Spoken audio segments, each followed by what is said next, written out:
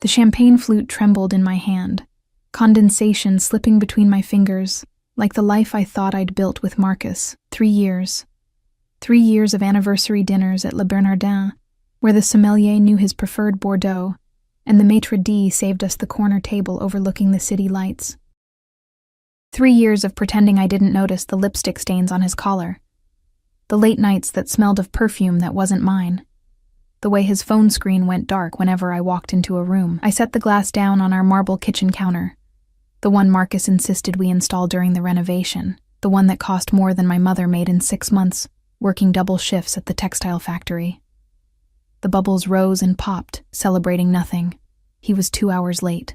Again. The pregnancy test burned like a coal in my coat pocket. 2 pink lines. 48 hours of staring at them, wondering how to tell a man who could barely look at me that we'd created something together. Something that would bind us forever. Whether he wanted it or not. My phone buzzed. Not Marcus. Never Marcus. Working late. Don't wait up. M. The city stretched below our penthouse windows, a glittering sprawl of lives more important than mine. I pressed my forehead against the cold glass, watching my breath fog the view. 26 years old, and I'd somehow become invisible in my own marriage. The girl from Brooklyn, who waitressed her way through community college, who thought landing a junior analyst at Marcus's father's firm meant she'd finally made it. What a joke. I grabbed my coat, the wool one with the ripped lining I kept meaning to fix, and stuffed my wallet into my purse. The pregnancy test crinkled in my pocket. I couldn't stay here, couldn't breathe in this pristine apartment that felt more like a showroom than a home. The walls were closing in, suffocating me with their designer paint and curated artwork. The November air bit through my coat the moment I stepped outside. Our building, Marcus's building, really, paid for by family money I'd never touch, sat in Tribeca, where even the sidewalks seemed polished. I walked without direction, my sneakers scuffing against concrete still damp from afternoon rain. The streets blurred together, upscale restaurants bleeding into boutique shops, all of them closed or closing. I ended up in a neighborhood I didn't recognize. The buildings here were older, the storefronts darker, a jazz club pulsed with muffled music, a bodega's neon sign flickered open 24 HRS, and tucked between them, almost hidden, a restaurant with fogged windows, and a single word etched in gold on the door. Valentino's. My stomach growled. I'd skipped lunch, too nauseous from the pregnancy to eat, too anxious about tonight to try. Through the steamed glass, I could see warm light, white tablecloths, the shape of people enjoying their lives. The door was heavier than it looked. Inside, the air wrapped around me. Garlic, rosemary, something rich simmering in wine. My mouth watered despite the nausea.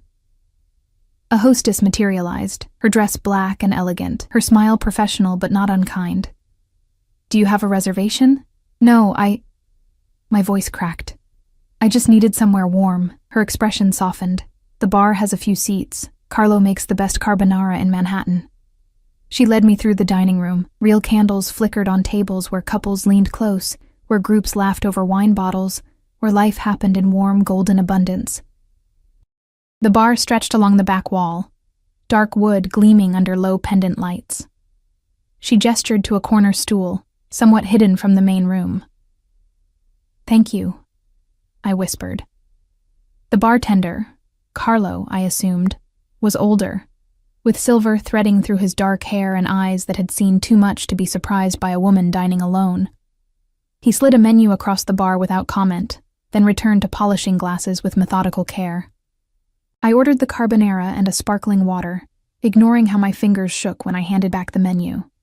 The test in my pocket seemed to pulse with heat. 2 pink lines. A baby. Marcus's baby. The thought made my throat close. Around me, the restaurant hummed with life. A couple at a nearby table argued in Italian, their hands gesturing wildly. A server rushed past carrying a tray loaded with steaming plates. Someone laughed, loud and uninhibited.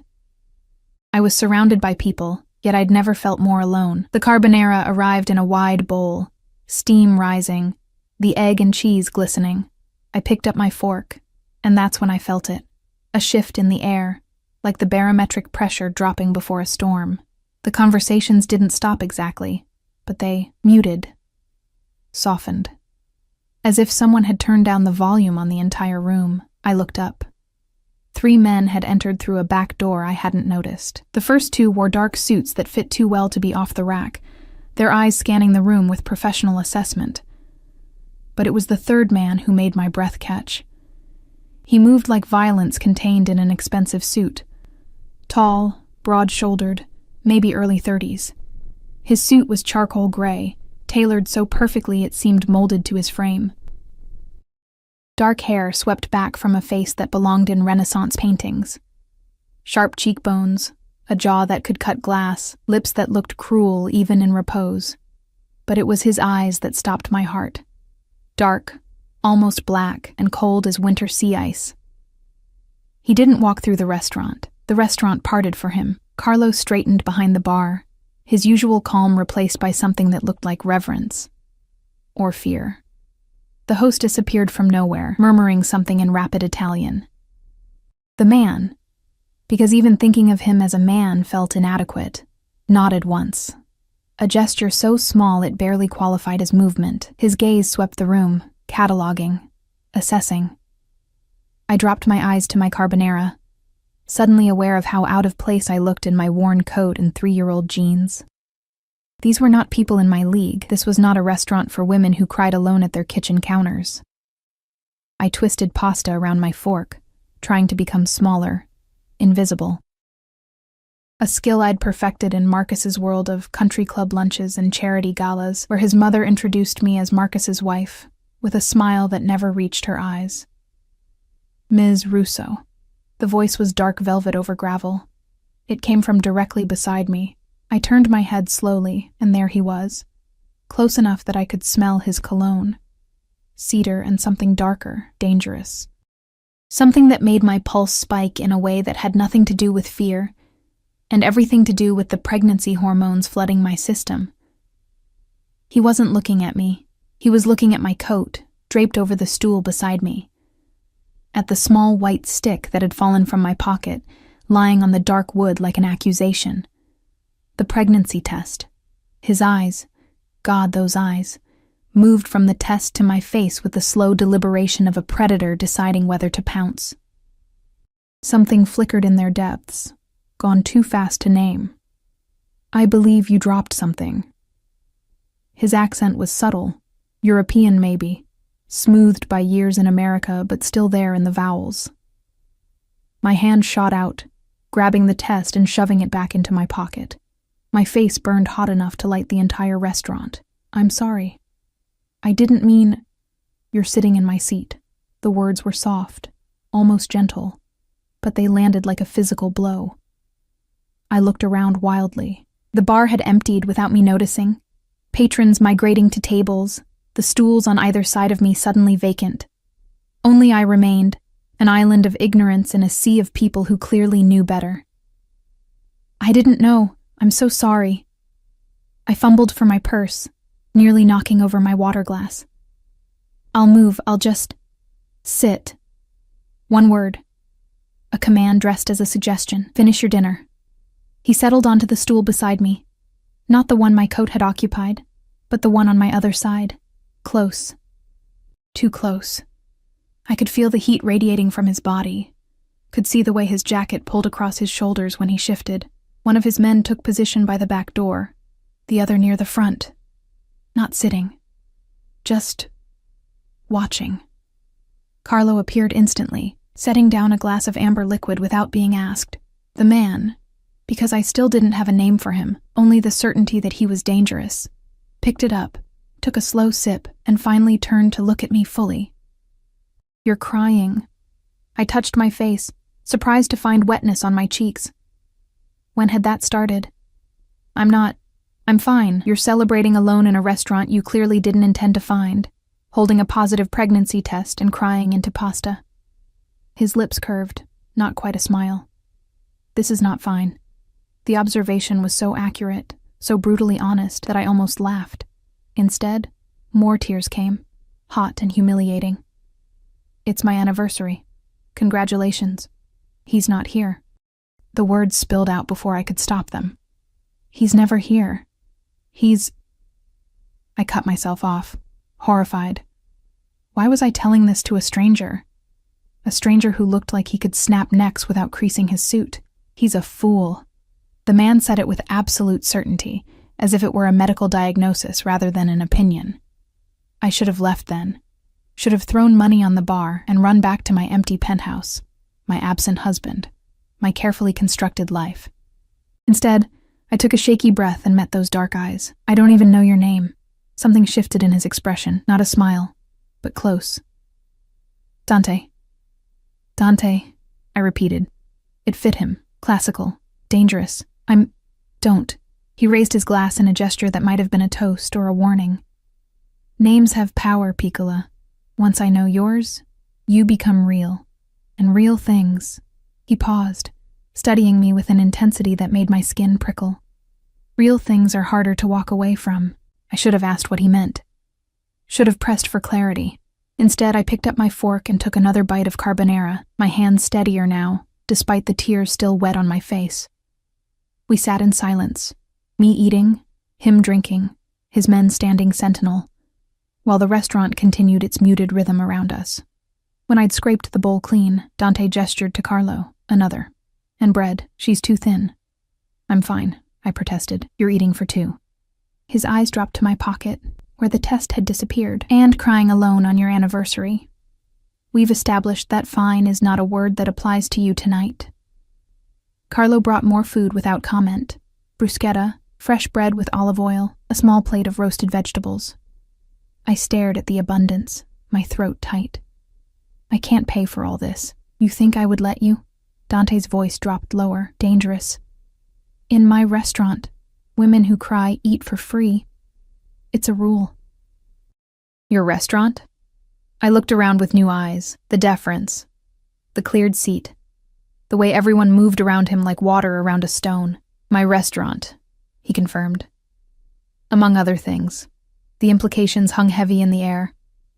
I should have been afraid, should have recognized the signs, the guards, the automatic obedience, the cold authority in every word. Instead, I felt something else, something warm and reckless blooming in my chest. Thank you, I whispered, for the food, for not asking questions. Everyone has questions, Piccola. I simply choose not to waste time on ones that don't matter. He finished his drink, set down the glass with precise care. The only question that matters is what you're going to do now. Now? You have information he doesn't have. Dante's gaze fixed on my pocket again. Information that changes everything. So what will you do? Go home to your empty apartment and your absent husband? Wait for him to notice you're alive? The words cut clean through every excuse I'd been making for 3 years. What else can I do? You can vanish. The suggestion was so unexpected, so impossible, that I laughed, actually laughed. The sound brittle and sharp. Vanish? I have a job, an apartment, a husband. A job that underpays you, an apartment in his name, a husband who isn't there. Each point landed like a blade. What exactly are you holding on to, Piccola? I opened my mouth to argue, but nothing came. Because he was right. God help me. This terrifying stranger was absolutely right. Dante stood, buttoning his jacket with precise movements. His men straightened, ready. He pulled a card from his pocket, heavy stock, embossed with just a phone number, and placed it on the bar beside my plate. When you're ready to stop being invisible, he said quietly. Call that number. I'll make sure you're seen. Then he was moving toward the back door, his men falling into formation, and I was alone again at the bar with a half-eaten meal and a business card that felt like a grenade in my hands. I sat there long after they'd gone, until Carlo gently suggested I might be more comfortable at a table, until the dinner rush faded and the restaurant settled into late-night quiet. The card stayed on the bar, catching the light, impossible to ignore. Outside, rain had started again, turning the streets slick and dangerous. I tucked the card into my pocket beside the pregnancy test. 2 impossible things, both capable of destroying my carefully constructed life. My phone buzzed. Marcus, finally, staying at the office. Don't wait up. M. I stared at the message for a long time. Then I deleted it, pulled out Dante's card, and walked out into the rain without looking back. The rain soaked through my coat before I'd walked 3 blocks. Cold water dripped from my hair, down my neck, into the collar of my shirt. I should have hailed a cab, should have gone home to the penthouse with its heated floors and pristine towels. Instead, I walked. The card in my pocket felt like it was burning through the fabric. A phone number. Nothing else. No name, no address. Just 10 digits that somehow felt more intimate than anything Marcus had given me in months. I found myself in front of a 24-hour diner, the kind with cracked vinyl booths and coffee that tasted like burnt rubber. The fluorescent lights buzzed overhead as I slid into a corner booth, as far from the windows as possible. A waitress with tired eyes and a stained apron brought me coffee without asking. "Rough night, honey?" You could say that. I wrapped my hands around the mug, letting the heat seep into my frozen fingers. She patted my shoulder, a brief maternal gesture, and left me alone with my thoughts, which was dangerous, because my thoughts kept circling back to Dante, to the way he'd looked at me like he could see straight through the carefully constructed facade I showed the world, to the certainty in his voice when he'd called Marcus a fool. You can vanish. The idea was insane. Women didn't just vanish from their lives because a terrifying stranger in an expensive suit suggested it. Women with jobs and apartments and husbands, even absent ones, didn't throw everything away on a whim, but I wasn't just a woman anymore. I was carrying a child, Marcus's child, a child who deserved better than a father who couldn't be bothered to show up for his own anniversary. My phone sat on the table between my coffee mug and the sugar dispenser. 11 missed calls now, all from Vivian, Marcus's mother. None from Marcus himself. I picked it up, thumb hovering over Vivian's name. Then I set it back down and pulled out Dante's card instead. The number seemed to pulse in the diner's harsh light. I could almost hear his voice. "When you're ready to stop being invisible." Like a dare wrapped in concern. What would happen if I called? What did make sure you're seen even mean? My other hand drifted to my stomach, still flat, still showing no evidence of the life growing inside. 2 pink lines. That's all it took to change everything. 2 pink lines, and a stranger's dark eyes seeing me. Really seeing me. For the first time in years. I left the diner as dawn broke over the city, the rain finally stopping. The streets were quiet, that strange in-between time when night workers headed home and early risers hadn't yet emerged. My phone buzzed again. Vivian. I declined the call. The penthouse felt different when I finally returned. Colder. Emptier. Marcus's absence was no longer just an inconvenience, it was a statement. He'd chosen not to be here. Again, on our anniversary, knowing I'd be waiting. I stripped off my wet clothes, leaving them in a pile on the bathroom floor. The pregnancy test sat on the counter where I'd left it that morning, those 2 pink lines still screaming their truth. I picked it up, studying it in the mirror's reflection. A baby. Our baby. Except there was no our anymore, was there? There was Marcus, living his separate life in his separate world. And there was me, invisible and forgotten. I pulled on dry clothes, leggings, an oversized sweater, thick socks, and made myself tea. Chamomile, because the pregnancy book said it was safe. I'd bought them secretly, hiding them under the bed where Marcus wouldn't find them. Where Marcus wouldn't bother to look even if they were sitting on the kitchen table. The morning stretched ahead, empty. It was Saturday. Marcus rarely came home on Saturdays anymore. Work, he'd say, important clients. As if I didn't know the truth, as if I couldn't smell the perfume, couldn't see the hotel charges on credit card statements he thought I didn't check. I sat on the couch with my tea and Dante's card, watching the city wake up through floor-to-ceiling windows. People rushed along sidewalks below, purposeful and alive. I used to be one of them, before Marcus, before I'd traded my studio apartment in Brooklyn and my waitressing shifts for this gilded cage. You can vanish. My phone rang. Vivian again. This time, I answered. Emilia. Thank God. Her voice was sharp, cultivated, everything I wasn't. Where is Marcus? He's not answering his phone. I don't know, Vivian. He didn't come home last night. A pause, then carefully. He told me you two had dinner plans. We did. He never showed up. Another pause, longer this time. I could practically hear her calculating, deciding how to spin this into somehow being my fault. Well, I'm sure he had a good reason. The merger has been very stressful. It's our anniversary. The words came out flat, emotionless. Yes, well, marriage is about understanding, Amelia, about supporting your husband's career. Perhaps if you made more of an effort too. I hung up. My hands shook as I set the phone down. 3 years of her subtle criticisms, her carefully worded suggestions that I wasn't quite good enough for her son. 3 years of swallowing my pride, my anger, my self-respect. The card felt like a lifeline or a noose. I couldn't decide which. I picked up my phone again, this time opening a new contact. My thumb hovered over the keypad. Just 10 digits. That's all it would take. When you're ready to stop being invisible. I was so tired of being invisible. I typed in the number before I could overthink it. But I didn't hit call. Not yet. Instead, I sat there, staring at it, wondering what kind of woman I was becoming. The kind who called strange men, the kind who ran away from her problems instead of facing them, or the kind who finally chose herself. The door opened. I jumped, nearly dropping my phone. Marcus walked in, still wearing his suit from yesterday, looking exhausted and rumpled. He didn't see me on the couch. He never saw me anymore. Marcus, he startled, turning. Em, you're awake. It's 10 in the morning. Right. Yeah, he ran a hand through his hair, not meeting my eyes. Listen, about last night, where were you? The office, I told you. Don't lie to me! The words came out stronger than I felt. Not today. Not anymore. Something flickered across his face. Guilt.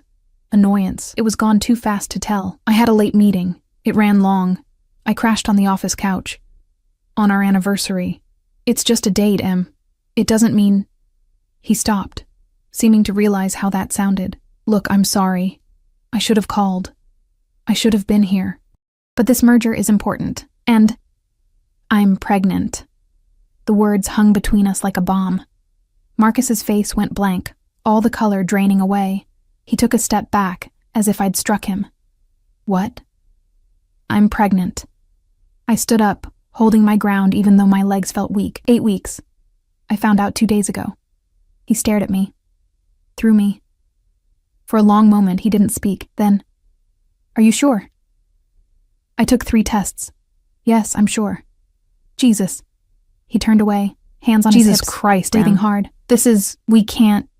He spun back. You need to take care of it. The room tilted. Take care of it? We're not ready for a baby. My career is just taking off, and you... He gestured vaguely at me. This isn't the right time. The right time? I repeated the words slowly, tasting their poison. When would be the right time, Marcus? When you actually come home? When you stop sleeping with your assistant? His face hardened. I don't know what you think you know.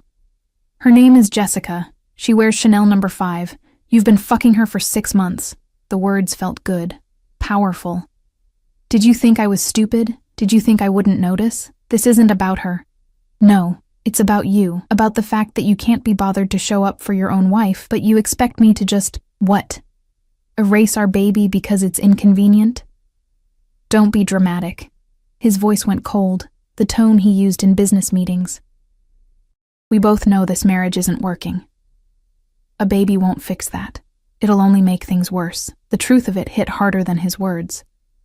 He was right. Our marriage was a corpse we'd been pretending was still breathing, but hearing him say it, seeing the disgust in his eyes when he looked at me, that was something else entirely. Get out. Marcus blinked. What? Get out. Go to Jessica's. Go to the office. I don't care. Just get out of my sight. This is my apartment. Then I'll leave. I grabbed my phone, my purse, the coat that was still damp from last night. File the divorce papers. I won't fight you. Wait. He reached for me, but I jerked away. Let's talk about this. Let's be rational. Rational? I laughed, high and sharp. You want rational? Fine. Rationally, our marriage is over. Rationally, you're a cheating bastard who can't even pretend to love me anymore. Rationally, I'm worth more than this. I walked past him, heading for the door. He caught my arm. Where are you going? I looked at his hand on my arm, then at his face. I'm vanishing. His grip tightened. Don't be stupid. You have nowhere to go. Let go of me, Marcus. Not until you calm down and we discuss this like adults. The slap happened before I'd consciously decided to do it. My palm connected with his cheek, the sound sharp in the quiet apartment. Marcus released me immediately, his hand flying to his face, shock written across his features. Don't ever touch me again. I walked out. Down the hallway, past the doorman who carefully avoided looking at me, out into the November morning that smelled like rain and new beginnings. My heart hammered against my ribs, adrenaline making my hands shake. I pulled out my phone, found the number I'd entered earlier, and this time, I didn't hesitate. The phone rang once, twice. On the third ring, a voice answered. Not Dante. Someone else. Younger, with a thick accent. Yes? My voice cracked.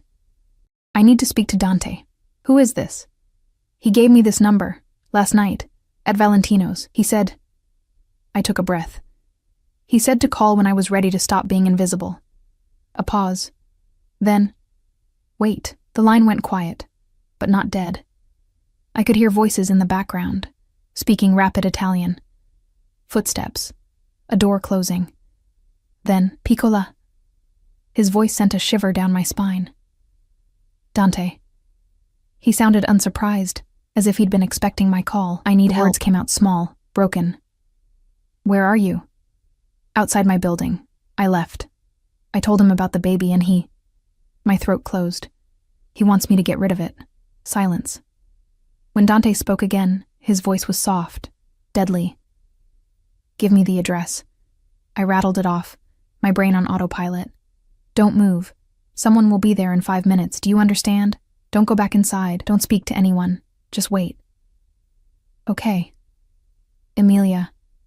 The sound of my name on his lips made my breath catch. He knew. Somehow he'd found out. You did the right thing. The line went dead. I stood on the sidewalk, clutching my phone, watching expensive cars pass by. 5 minutes felt like an eternity. I half expected Marcus to come down, to drag me back upstairs, to tell me I was being hysterical. But Marcus didn't come. Instead, a black SUV pulled up to the curb, its windows tinted so dark I couldn't see inside. The back door opened. A man emerged. One of Dante's guards from last night, his face impassive. Ms. Russo, please. He gestured to the car. I should have been afraid. Should have questioned what I was doing. Getting into a vehicle with armed men who worked for someone I'd met exactly once. Instead, I climbed in. The interior was leather and luxury, warm and safe. The guard closed the door gently, then got into the front passenger seat. The driver, another man in a dark suit, pulled smoothly into traffic. Neither of them spoke. Neither of them asked questions. They simply drove, navigating through Manhattan with practiced ease, heading away from Tribeca, away from my life. I leaned my head back against the seat, closing my eyes. My phone buzzed. Marcus. Then Vivian. Then Marcus again. I turned it off. Where are we going? I finally asked. The guard in the passenger seat glanced back. Somewhere safe, Miss Russo. The boss will meet you there. The boss. Dante. I was really doing this, running away with the help of a man I didn't know, leaving behind everything I'd built, everything I'd tried to become. But as the city blurred past the windows, I didn't feel fear. I felt something else. I felt free. The SUV drove for 40 minutes, leaving Manhattan behind. I watched through tinted windows as the city gave way to quieter streets, then to tree-lined neighborhoods I'd never seen before. We crossed a bridge, I couldn't tell which one, and entered an area where houses sat back from the road, hidden behind gates and old-growth trees. Finally, we turned onto a private drive. Iron gates swung open automatically, closing behind us with a decisive clang that made my pulse spike. The driveway curved through manicured grounds, past gardens that probably looked beautiful in summer, but now stood dormant under gray November skies. The house, No, the estate, materialized like something from a movie. Stone and glass, modern lines softened by ivy and age. Not ostentatious, but undeniably expensive. The kind of place that whispered old money and older secrets. The SUV stopped in front of massive wooden doors. The guard opened my door, offering his hand. I took it, stepping out onto gravel that crunched beneath my sneakers. The air here smelled different, cleaner. Like pine and earth instead of exhaust and sidewalk steam. "This way, Ms. Russo." The doors opened before we reached them. A woman stood in the entrance, late 50s, steel gray hair pulled into a neat bun, wearing simple black slacks and a cream sweater. Her face was kind but assessing, taking in my rumpled clothes and wild hair with a single glance. "I'm Lucia," she said, her accent thicker than Dante's. "Welcome. Please, come inside."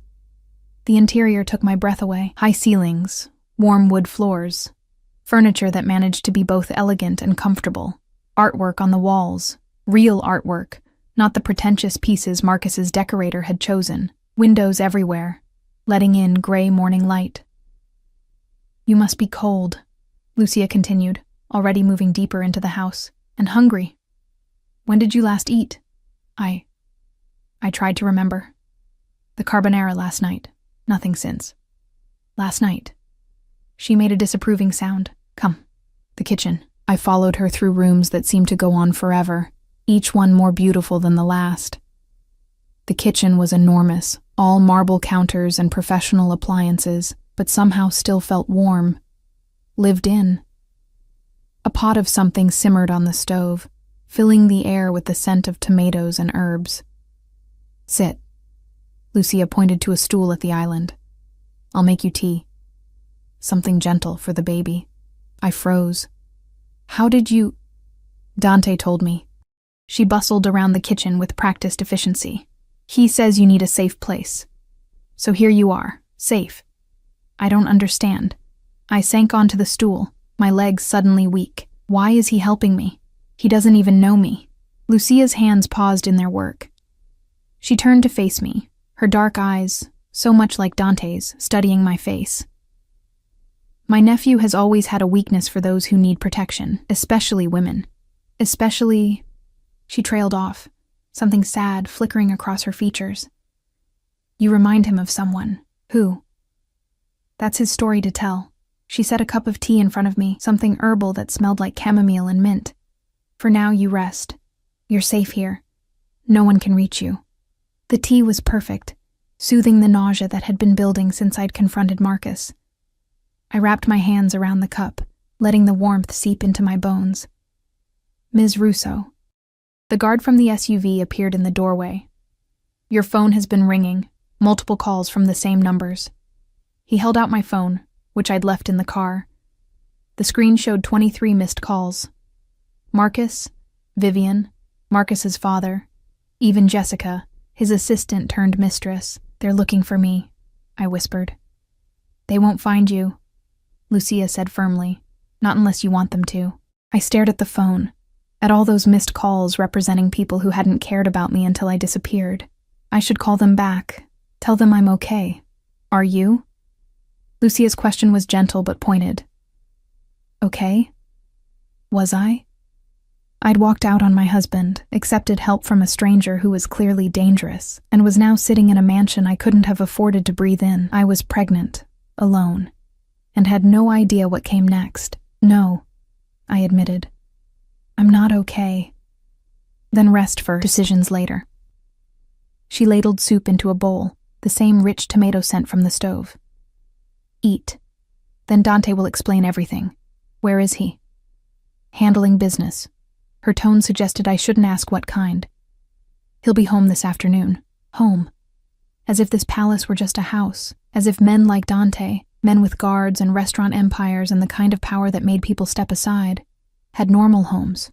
I ate the soup because Lucia watched me like a hawk, because my baby needed food even if I didn't feel hungry, because it gave me something to do besides spiral into panic. It was delicious, rich and complex, tasting of slow-simmered hours and generational recipes. When I'd finished, Lucia led me upstairs. The bedroom she showed me was larger than my entire Brooklyn studio had been. A 4-poster bed with white linens, windows overlooking gardens and forest beyond. An ensuite bathroom with a tub that could fit 3 people. "Rest," Lucia said. "I'll bring you fresh clothes. You're safe here, child. Whatever happens next, you're safe." She left, closing the door softly behind her. I stood in the center of the room, suddenly overwhelmed.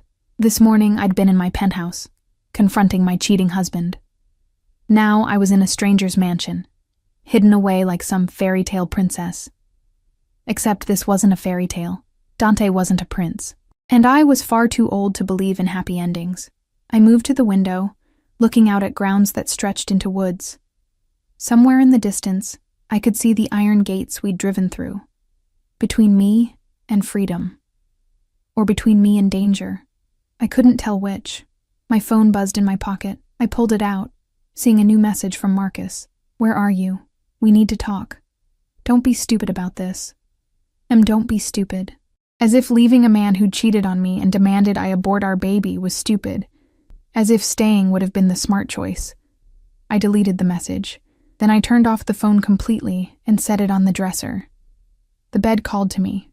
Soft, safe. I kicked off my sneakers and crawled under the covers fully dressed, suddenly exhausted beyond measure. The adrenaline was crashing, leaving me hollow and shaking. I must have slept, because the next thing I knew, the light through the windows had changed. Late afternoon sun, gold and gentle. And there was a presence in the room. Dante sat in a chair by the window. So still I might have missed him if not for the intensity of his gaze.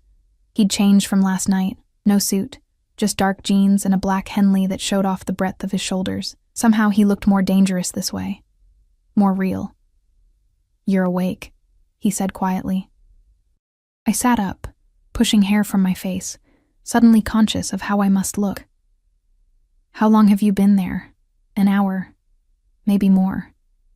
He leaned forward, elbows on his knees, those dark eyes never leaving my face. "Lucia said you wouldn't eat unless she watched. That you tried to call your husband back." "I didn't call him." "Good." The word was soft but final. "He doesn't deserve to know where you are." I pulled the blanket tighter around myself. "I don't understand why you're doing this. Why you care." Dante was quiet for a long moment, studying me with an intensity that made my skin prickle. Finally he stood, moving to the window, his back to me. 5 years ago, I was engaged. His voice was different now, rougher. Her name was Sophia. She was everything. Light and laughter in a world that didn't have much of either. He paused. Her family didn't approve. I was the wrong kind of man, from the wrong kind of world, but she didn't care. She said love was enough. I stayed silent, sensing this was a story he rarely told. She got pregnant. His shoulders tensed. We were happy, planning the wedding, planning our life. And then her father found out. He gave her an ultimatum: leave me or be cut off from the family. From everything she'd ever known. What did she do? She chose me. He turned. And the pain in his eyes was raw, terrible, for 3 days. She chose me. Then they found her. Her brothers. They took her to a clinic, told her it was just to talk. But they didn't let her leave until he stopped, jaw clenched, until the baby was gone. Oh God. My hand went to my stomach instinctively. She called me after, crying, saying she was sorry, that they'd forced her, that she'd tried to fight. His voice went flat. She killed herself that night, pills and vodka in her childhood bedroom. The room felt too small, too quiet. I couldn't breathe. I found her, Dante continued. Her father wouldn't let me see her before the funeral, but I have people. I broke into the house, into her room, and she was just lying there, like she was sleeping, except she wasn't. She'd never wake up again. Dante. So when I see a woman crying alone in my restaurant, holding a pregnancy test, talking about a husband who doesn't show up, he moved closer to the bed, his presence overwhelming. When I see a man who would tell that woman to take care of it as if a child is a problem to be solved, I care, Piccola. I care very much. The pieces clicked into place, the immediate help, the safe house, the the protective rage I'd sensed under his controlled exterior. "I'm not her," I said quietly. "No, you're not." He sat on the edge of the bed, close enough to touch but not touching. "You're stronger. You walked away. She couldn't. I had nowhere else to go. You had my number. You could have called anyone, but you called me." His hand lifted, hovering near my face, then dropping. "That takes courage. Or stupidity. Sometimes they're the same thing." The ghost of a smile touched his lips. "Lucia says you're 8 weeks along." "Yes, and you want to keep it." It wasn't a question, but I answered anyway. "Yes, even if Marcus doesn't. Even if it means doing this alone." "You're not alone." The certainty in his voice made my chest tight. "Not anymore. You don't owe me anything. This isn't about owing." He stood abruptly, as if sitting so close had become unbearable. "You'll stay here, as long as you need. Lucia will take care of you, and my men will make sure no one bothers you." "What about Marcus?" "He'll look for me." Something dark crossed Dante's face. "Let him look. He won't find you. And if he somehow does..." He left the threat unfinished, but I heard it anyway. "I should probably go back," I said, even though the thought made me sick. "Face him. Deal with the divorce properly." "No." The word cracked like a whip. "Not yet. Not until we know you're safe." "Safe from what?" "Marcus isn't violent. He's just a man who doesn't want complications." Dante's eyes burned. "Men like that are dangerous in different ways. They won't hit you, but they'll break you down until you believe you deserve nothing better. Until you think leaving is impossible." His words hit too close to home. "You don't know him." "I know men." He moved toward the door, then paused. "Rest more. Eat dinner with us tonight. Tomorrow we'll figure out what comes next." "Us?" "Lucia and I. Sometimes my cousin Marco. We're family here, Piccola. And now so are you." He left before I could argue, the door clicking shut with finality. I sat in the gathering darkness, his words echoing in my head. "Your family now." I'd never had family. My mother had died when I was 19. No siblings, no extended relatives who gave a damn. Marcus's family had never accepted me, had always made it clear I was temporary, insufficient, wrong. But this dangerous stranger, and his protective aunt and his guarded mansion. This was family? My phone buzzed from the dresser. I turned it back on without thinking. Another message from Marcus. "I know you're upset, but this is childish. Come home so we can discuss this like adults. M." I stared at the message for a long moment. Then I typed a reply. "File the papers. I'm not coming back." I hit send before I could second-guess myself, then powered off the phone again. Through the window, I watched lights come on across the grounds. The estate transformed in the dusk, becoming something almost magical. Safe. Protected. A prison or a sanctuary. I still couldn't tell which, but for the first time in 3 years I could breathe.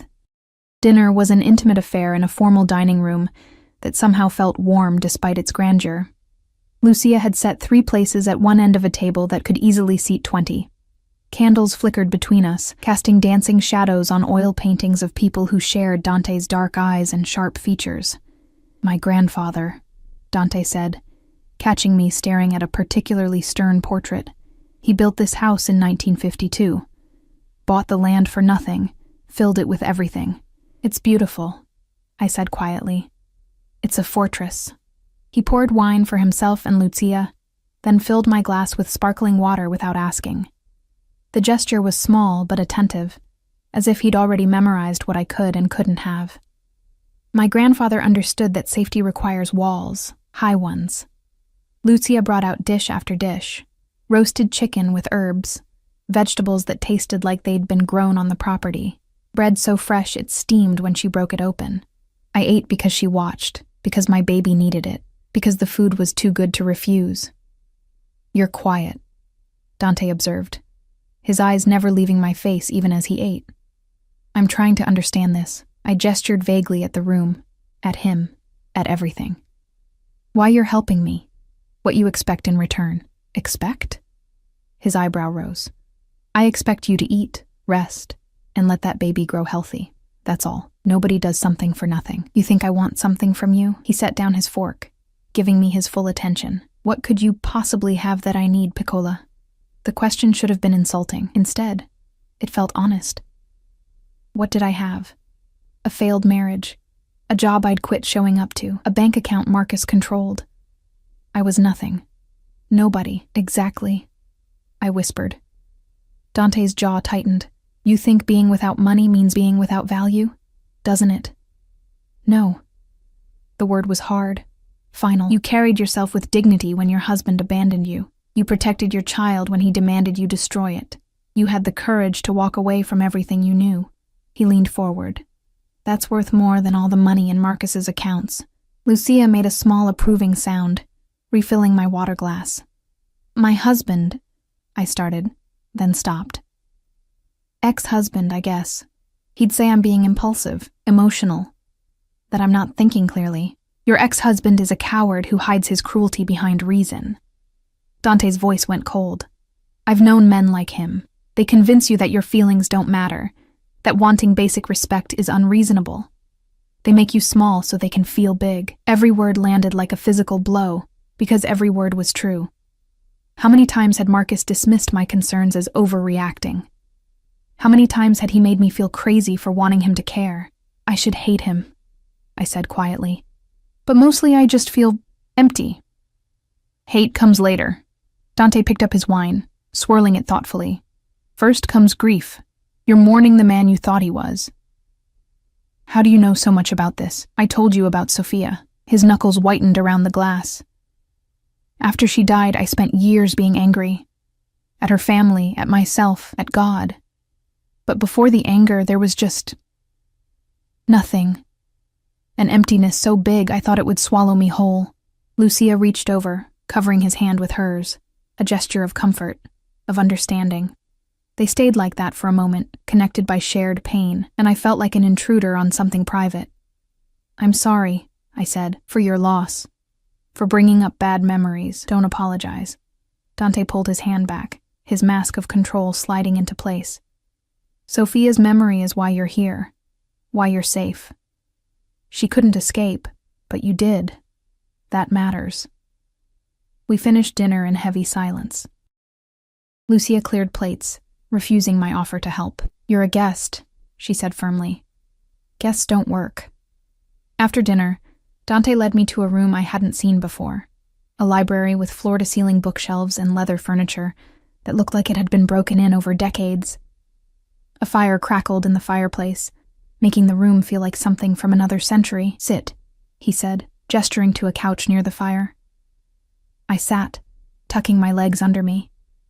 Dante remained standing, one arm on the mantel, staring into the flames. The firelight cast his face in sharp relief, all angles and shadows, beautiful and terrible at once. We need to discuss practicalities, he said finally. Your husband will look for you. Ex-husband. The papers aren't filed yet. Legally, he still has rights. He could claim you're unstable, that he's worried about your safety, force you back. Ice trickled down my spine. He wouldn't. Wouldn't he? Dante turned to face me. You left. You're not answering calls. You're pregnant with his child. Men like Marcus don't accept loss well, especially when it damages their reputation. What do I do? You stay here. Let me handle him. Handle him how? His smile was sharp, dangerous. Marcus works at his father's investment firm, yes? Harrison and Associates? Yes, but they're under investigation. SEC fraud charges. It hasn't gone public yet, but it will. He pulled his phone from his pocket, scrolled through something. In approximately 72 hours, the news will break. Marcus and his father will be too busy saving themselves to worry about a missing wife. I stared at him. How do you know that? I make it my business to know things. He pocketed the phone. Especially about men who hurt women I care about. You don't care about me. You don't even know me. I know you're brave. I know you're protecting your child. I know you deserve better than what you had. He moved closer, sitting on the opposite end of the couch. That's enough. The fire popped, sending sparks up the chimney. Outside, wind rattled the windows. The house creaked and settled around us, comfortable in its age. "What happens after?" I asked. "After the investigation, after the divorce. What do I do then?" "Whatever you want." He said it like it was simple. "You want to go back to school? I'll pay for it. You want to open a business? I'll fund it.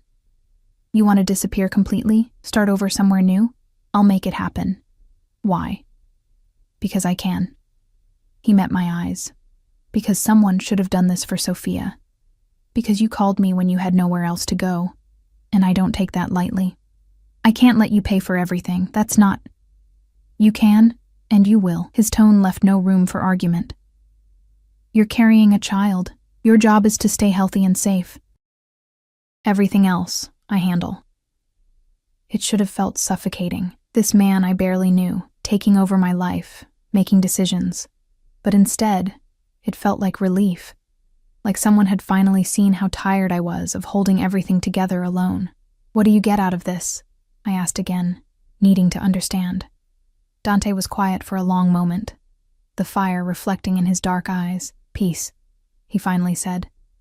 "Knowing I saved someone this time." The raw honesty in his voice cracked something in my chest. I thought about Sophia, about a young woman who'd chosen love and lost everything, about Dante, finding her body, living with that image for 5 years. "I'm not her," I said again, softer this time. "I know." He stood abruptly, as if the proximity had become too much. "It's late. You should rest." But I didn't want to rest, didn't want to go back to that beautiful bedroom and lie alone with my thoughts. "Can I stay here? By the fire?" Something flickered in his expression. "Of course." He moved to leave, but I stopped him.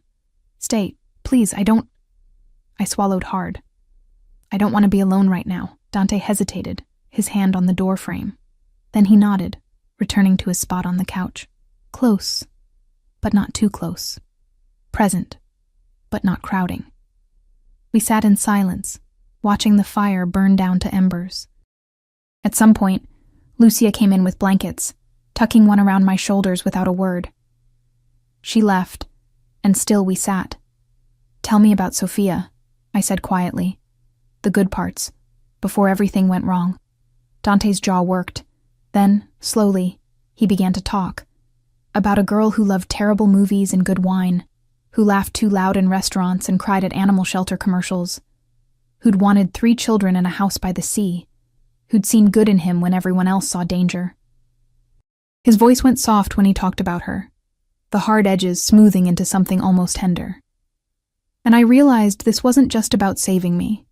This was about honoring her, about making her death mean something, by ensuring mine didn't go the same way. "She would have liked you," he said eventually, his eyes distant. "Sophia always liked strong women." "I'm not strong. You're here, aren't you? Despite everything. That's the definition of strength." My eyes grew heavy, the warmth of the fire and the safety of the room pulling me toward sleep.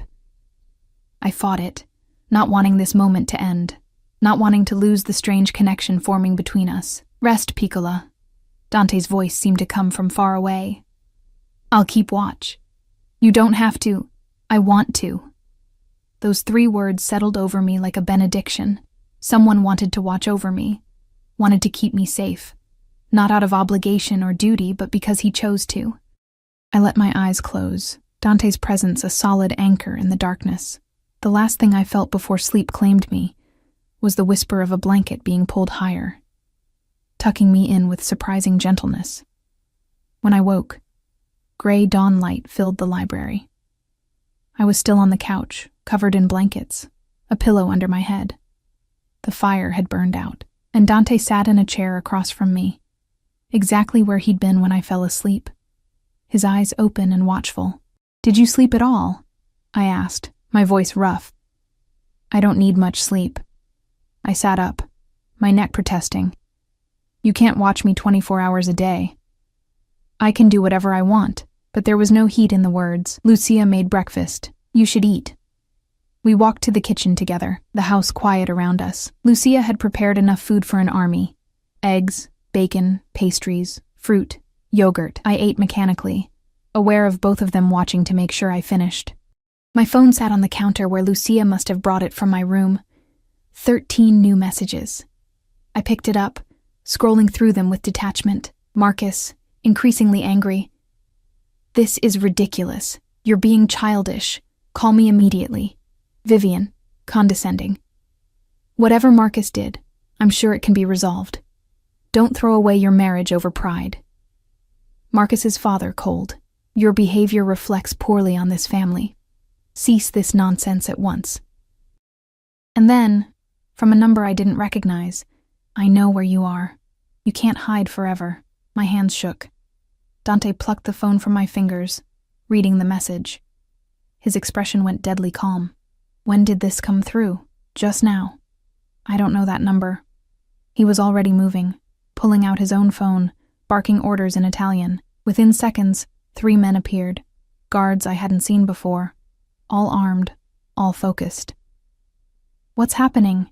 I asked, fear spiking. Someone is threatening you. Dante's voice was ice. That doesn't happen. Not while you're under my protection. He made more calls. Rapid-fire Italian I couldn't follow. The guards dispersed. Lucia appeared, pulling me close. It's okay, she murmured. Dante will handle this. But watching him pace, watching the cold fury in his eyes, I realized something terrifying. I'd traded one kind of danger for another. Marcus might have broken my heart, but Dante? Dante could start wars, and he was prepared to start one for me. The estate transformed into a fortress within hours. More guards appeared, positioning themselves at every entrance. Cameras were checked and rechecked. Dante disappeared into an office I hadn't known existed, his voice a low growl through the closed door as he made call after call. Lucia kept me in the kitchen, plying me with tea and small pastries I couldn't taste. My mind was spinning, that text message replaying on a loop. I know where you are. Who would send that? I asked for the 5th time. Could be anyone. Lucia's face was grim. Your husband, his family, someone they hired. She paused. Or someone else entirely. What do you mean? Before she could answer, Dante strode in, his phone pressed to his ear. He looked at me, and something in his expression made my blood run cold. Find him, he said into the phone. I don't care how. Find him and bring him to me. He ended the call, his jaw tight. We need to talk, privately. Lucia squeezed my shoulder once, then left. Dante waited until we were alone before speaking. The message was sent from a burner phone. Untraceable. He leaned against the counter, arms crossed. But the timing is interesting. You've been gone less than 48 hours, and someone already knows you're here. How is that possible? I didn't tell anyone. I know. His eyes were dark, calculating. Which means either someone followed you here, or someone has been watching you longer than we thought. Ice flooded my veins. Watching me? Your husband is connected to some unsavory people through his father's business. The fraud investigation isn't just about bad investments, Piccola. It's about money laundering, ties to organizations that don't take kindly to loose ends. I'm a loose end? My voice came out small. You're a pregnant wife who left suddenly. Who might know things, might talk to authorities. He moved closer. In their world, that makes you a liability. But I don't know anything. Marcus never told me about his work. They don't know that. He pulled out his phone, showing me a photo. Do you recognize this man? I stared at the screen. Dark hair, forgettable face. The kind of man who could disappear in a crowd. No. Should I? He's been parked outside your building for 3 days. My people noticed him yesterday when they were checking on potential threats. He swiped to another photo. And this is him outside Valentino's the night we met. My stomach dropped. He was there? Following you. Probably has been for weeks. Dante's expression was grim. The question is whether he's working for Marcus or for Marcus's business partners. Does it matter? Yes. He pocketed his phone. If it's Marcus, he's just trying to track down his wife. Annoying, but manageable. If it's the people Marcus is involved with? He didn't finish, but he didn't need to. What do I do? You stay here. You stay safe. And you let me handle this. He cupped my face, his thumb brushing my cheekbone. The gesture was surprisingly gentle for someone so dangerous. I won't let anyone hurt you. Do you understand? No one touches what's mine. I'm not yours, I whispered. But there was no conviction in it. Aren't you? His eyes searched mine. You called me. You trusted me with your life and your child's life. That makes you mine, Piccola, whether you accept it yet or not. The possessiveness should have frightened me. Instead, it sent heat curling through my chest. When was the last time anyone had claimed me, protected me? Marcus had always kept me at arm's length, a pretty accessory for social events, but never truly his. Dante looked at me like I was something precious, worth fighting for, worth protecting at all costs. The investigation goes public tomorrow, he continued, stepping back, putting professional distance between us again. Marcus will be arrested, along with his father. The media will be everywhere. You need to stay invisible until the dust settles. And then we file your divorce papers, make it clear you left before any criminal activity came to light, distance you from everything. His jaw tightened. And we deal with whoever sent that message. A knock on the door interrupted us. One of the guards entered, speaking rapidly in Italian. Dante's expression darkened with each word. What? I asked when the guard left. What's wrong? Your husband just hired a private investigator, very expensive, very good at finding people who don't want to be found.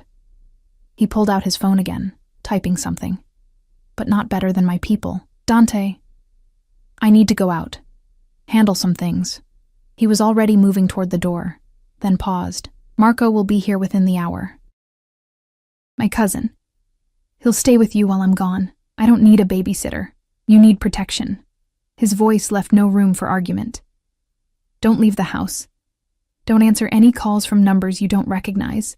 And if anything feels wrong, you tell Marco immediately. Understood? I nodded, unable to form words around the fear clogging my throat. Dante crossed back to me in 3 strides, pulling me against him in a fierce embrace. He smelled like cedar, and danger and safety all at once. His heart beat steady against my ear.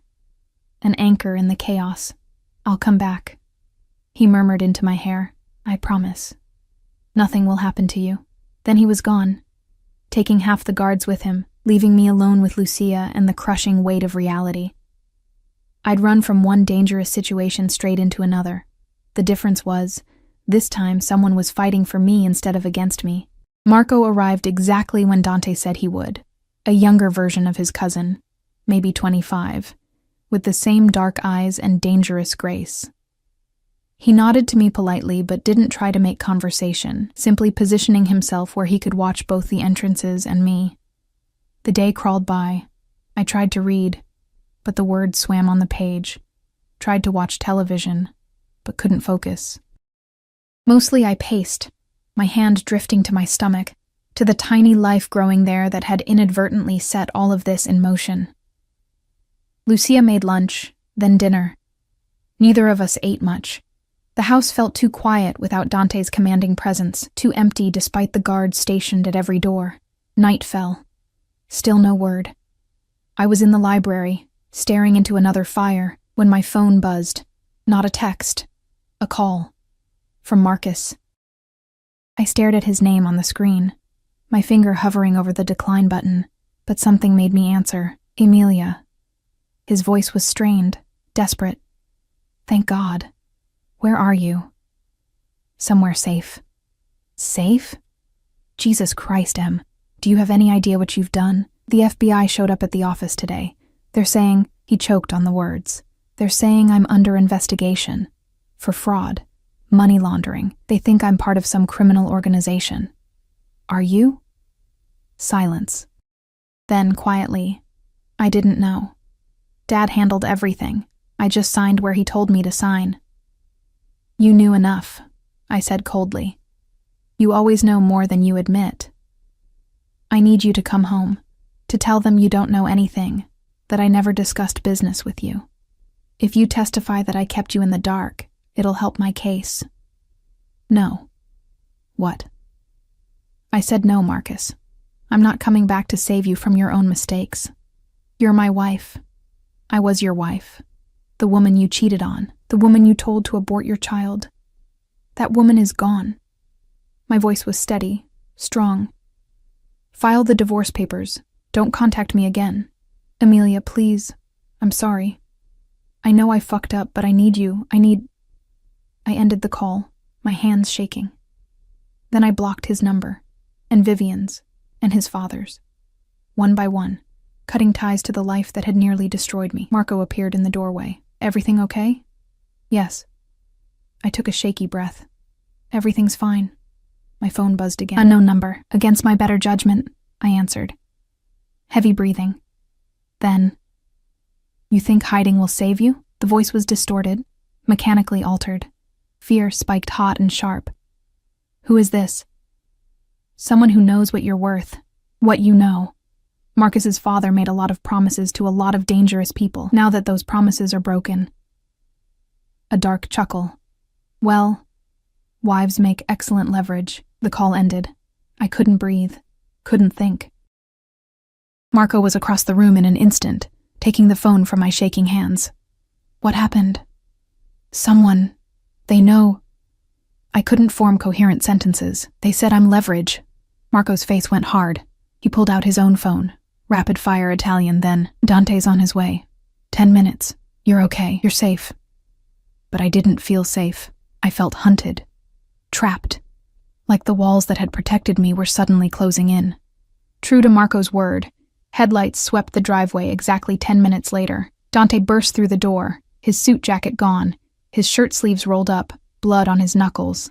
His eyes found me immediately. What happened? I told him about both calls, Marcus's desperate plea, then the threat. With each word, Dante's expression grew colder, harder, until he looked like carved marble, beautiful and terrible and utterly merciless. They made a mistake, he said quietly. Threatening you was a mistake, Dante. No. He crossed to me, cupping my face in his damaged hands. Listen to me. I've spent 5 years living with the guilt of not protecting Sophia, 5 years knowing I failed the one person who mattered. I won't fail again. Do you understand? I will burn down everything and everyone who threatens you. You barely know me, I whispered. I know enough. His thumb traced my cheekbone, impossibly gentle despite the violence I could see lurking in his eyes. I know you're brave and strong and deserving of someone who will fight for you. Let me be that person, Piccola. Let me protect you. What if you can't? Then I'll die trying. He said it simply, as if it were a fact rather than a promise. But it won't come to that, because I'm very good at what I do. Over the next 3 days, I watched Dante dismantle my old life with surgical precision. The fraud investigation exploded across every news channel. Marcus and his father led away in handcuffs, their assets frozen, their reputation destroyed. Private investigators hired to find me suddenly dropped the case after receiving visits from Dante's men. The unknown number that had threatened me went silent after its owner was found, and discouraged. Dante wouldn't tell me details. You don't need that darkness, he'd say whenever I asked, but I could see it in the set of his shoulders. The blood he occasionally came home wearing, the cold satisfaction in his eyes. He was protecting me. Violently. Completely. Without hesitation. And I was falling for him. It happened slowly, then all at once. The way he made sure I ate every meal. The way his hand would drift to my stomach when he thought I wasn't looking, as if already feeling the life growing there. The way he'd sit with me in the library every night, talking about nothing and everything, building something that felt dangerously like intimacy. I should look for an apartment, I said one evening, 2 weeks after I'd arrived. Start applying for jobs, figure out what comes next. Dante looked up from the book he'd been reading, his expression unreadable. You want to leave? I can't stay here forever. Why not? The question hung between us. I had 100 reasons. It wasn't my house. I was imposing. I needed independence. But none of them felt true. The truth was scarier. Because I'm starting to depend on you, I admitted. And that's dangerous. Dangerous how? You're what you do. I struggled to find words that wouldn't sound judgmental. You're not safe. No. He set down his book, giving me his full attention. I'm not safe. I'm a man who does terrible things to protect what's mine, who has enemies and blood on his hands and a past I can't erase. He leaned forward. But you? You're safer with me than you've ever been in your entire life. That's not the same as safe. You're right. He stood, crossing to where I sat. But maybe safe isn't what you need. Maybe what you need is someone who will stand between you and every threat, no matter how dangerous. Someone who sees you, really sees you, and fights to keep you visible to the world. Dante, I'm falling in love with you. The words were blunt, honest, terrifying. I know it's too soon. I know you're vulnerable. I know I should keep my distance. But I can't. Every day I watch you get stronger, watch you grow that baby, watch you become the woman you were always meant to be. And I fall harder, my breath caught. You can't love me. You don't know me. I know you take your tea with honey but no milk. I know you read the last page of books first because you hate surprises. I know you're terrified of being a bad mother, but you'll be extraordinary. I know you cry in the shower when you think no one's listening, mourning the life you thought you'd have. His voice dropped. I know you, Amelia, and I love what I know. Tears spilled down my cheeks. I'm pregnant with another man's baby. You're carrying a child who will be loved and protected because they're part of you. He wiped my tears with gentle thumbs. I don't care about biology. I care about you. About giving you the life you deserve. This is crazy. Maybe. He smiled, small and real. But when has love ever been sane? I kissed him. I couldn't help it. Couldn't resist the pull any longer. His lips were soft and firm at once, tasting like whiskey and promises. He kissed me back carefully, like I was precious, breakable, worth savoring. When we pulled apart, both breathing hard, he rested his forehead against mine. Stay, he whispered. Not as a guest. Not because you have nowhere else to go, but because you want to, because this is where you belong. What about the baby? Our baby. He placed his hand over my still flat stomach. Mine by choice, if not by blood. If you'll let me. More tears came, but these were different. Hopeful. Yes, yes. Yes to staying. Yes to... I took a shaky breath. Yes to trying. To seeing where this goes. His smile was brilliant, transforming his dangerous face into something almost boyish. He kissed me again, deeper this time, and I felt the future shift, realign, reform into something I'd never imagined but desperately wanted. 6 months later, I stood in the garden behind the estate, one hand on my swollen belly, watching Dante argue with the wedding planner about flowers. He wanted peonies, Sophia's favorite. The planner insisted they were out of season. Find them anyway, Dante said, his tone leaving no room for argument. My wife wants peonies. Wife. We'd married quietly 3 months ago, just us and Lucia and a judge who owed Dante a favor. Nothing like the elaborate wedding I'd had with Marcus. This was real, solid, built on truth instead of illusion. The baby kicked, strong and insistent. Our daughter, because yes, we were having a girl, already had her father's stubbornness.